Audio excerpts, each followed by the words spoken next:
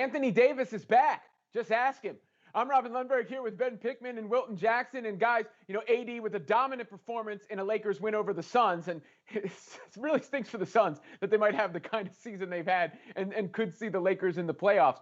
But is a healthy AD the best big man in the league? And Ben, I think, the case to be made for him is he may be the most difficult individual matchup in the game, considering what he's able to do defensively and how he can spread you out on the other side, especially when he's playing at center.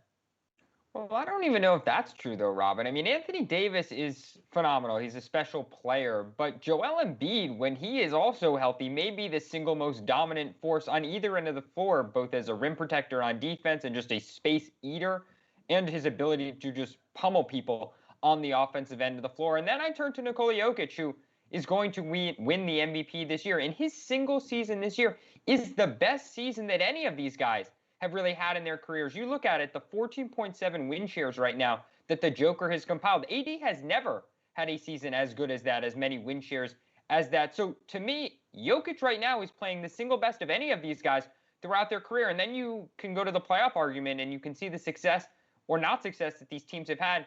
And Anthony Davis doesn't really have a leg up on either of these guys in that regard either. So to me, it's still Jokic and Embiid as 1-2, especially this season, but more broadly as well. And then Anthony Davis, a very close number 3. All these guys are great, though, Robin. Let's be clear about that. Yeah, I'd take Davis's versatility defensively over Embiid defensively. As far as Jokic, I thought when the Lakers and the Nuggets played head-to-head last season, I would have given Davis the slight edge. But I think Jokic has taken another step. And you're correct to point out that AD as the guy has never had that kind of success that Jokic has had. Now, Wilton, when you talk about that, then how much of what Davis has done has been, dependent on being able to play off of LeBron?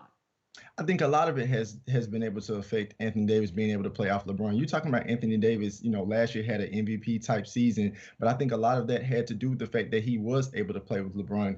You're talking about, last season, Anthony Davis had about 26.1 points, 9.3 rebounds, and obviously, like I said, it was in the MVP consideration. But when you look at this year, obviously he's only played in 33 games, averaging 21.9 points, 8 rebounds, and shooting 49.8% from the floor.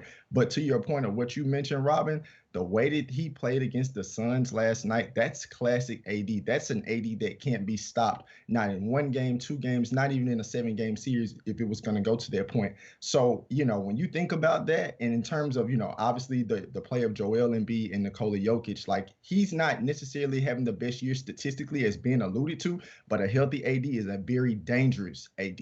Yeah, we've seen a bit of a renaissance of the big men of late, right? When we're talking about Jokic, when we're talking about Embiid, AD. We haven't mentioned Giannis. He's sort of in his own category, but I think he thrives, when cast more as a big. But one thing's for sure, whether or not he's the best big in the league, if Anthony Davis is indeed back, the Lakers could be, or we are, a problem for playoff teams in the West.